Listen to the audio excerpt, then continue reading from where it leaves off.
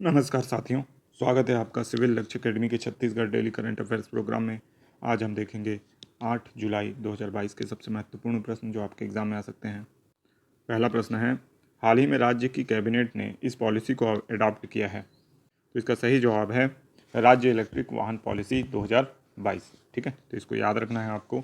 राज्य इलेक्ट्रिक वाहन पॉलिसी 2022 का अनुमोदन किया गया और इलेक्ट्रिक वाहनों को बढ़ावा देने हेतु ये किया गया है। ठीक है, राज्य में इलेक्ट्रिक इंफ्रास्ट्रक्चर को भी बढ़ाया जाएगा इसी के माध्यम से, जिसके तहत चार्जिंग स्टेशन जो है विभिन्न मॉल्स और जितने भी शॉपिंग कॉम्प्लेक्स हैं, इसके अलावा पेट्रोल पंप और हाईवे में एक निश्चित दूरी पर क्या किया जाएगा, चार्जिंग स्टेशन बनाया जाएगा। और आप जानते हैं कि छत्तीसगढ़ में चार्जिंग स्टेशन बनाना आसान है क्योंकि बहुत ज़्यादा विद्युत सप्लाई यहाँ पे होती है। ठीक है, तो आसानी से कार्य किया जा सकता है। ठीक है, इसके साथ ही साथ जो इलेक्ट्रिक वाहन है उसमें विविध प्रकार की छूट का प्रावधान भी राज्य सरकार करेगी, जो अभी इस नीति में स्पष्ट नहीं था, लेकिन कितने कितने % की छूट है ये आने वाले समय में हमको देखने को मिलेगी।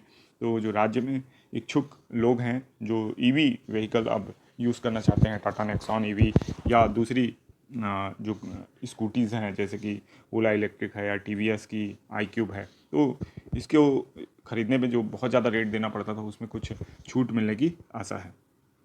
नेक्स्ट क्वेश्चन है, छत्तीसगढ़ सरकार इस वर्ष कितने धान की खरीदी करेगी? तो इसका सही जवाब है 110 लाख मीट्रिक टन। तो याद रखना है 110 लाख मीट्रिक टन धान की खरीदी राज्य सरकार करेगी, जो पिछले जो वर्ष की तुलना में लगभग 18 लाख मीट्रिक टन ज़्यादा है। ठीक है, और बीते वर्ष लगभग 92 लाख मीट्रिक टन धान की खरीदी की गई थी। तो 2022 में कितने की खरीदी जाएगी? 110 लाख मीट्रिक टन की जाएगी। नेक्स्ट क्वेश्चन है, राज्य में सर्वाधिक स्वावलंबी गौठानों की संख्या कहाँ है?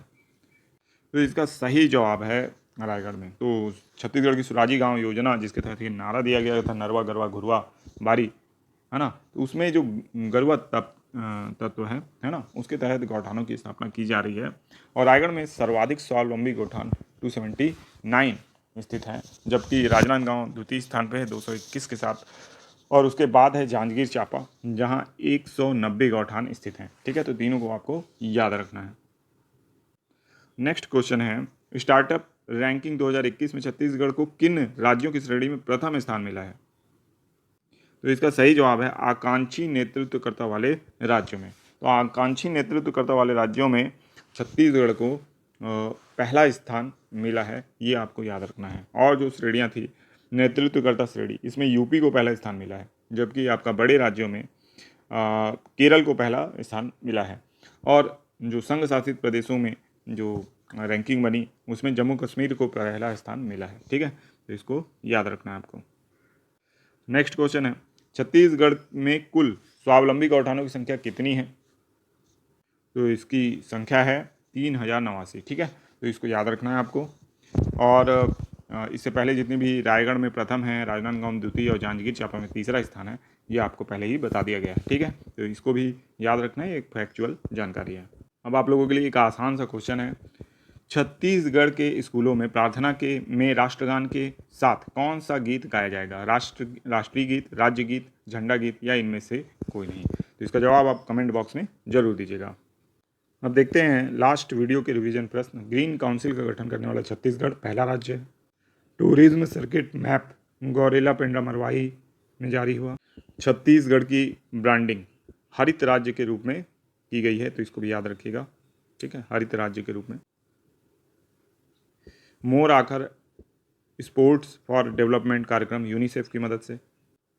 संस्कार महोत्सव को गोल्डन बुक ऑफ रिकॉर्ड में दर्ज किया गया, गर्भ संस्कार को। भिंभौरी नगर पंचायत बेमेतरा में है। नीरज पॉल भिलाई के महापौर। मयाली एडवेंचर टूरिज्म जसपुर में आयोजित हुआ। 500 वर्ग मीटर मकान के अनुज्ञा के लिए भवन अनुज्ञा प्रणाली। भगिनी प्रसूति सहायता में 100% की वृद्धि की गई है, 10,000 से 20,000 हुआ है। ठीक है, तो इसको याद रखना है आपको। तो मिलेंगे नेक्स्ट वीडियो में, तब तक के लिए आपका दिन शुभ हो। धन्यवाद।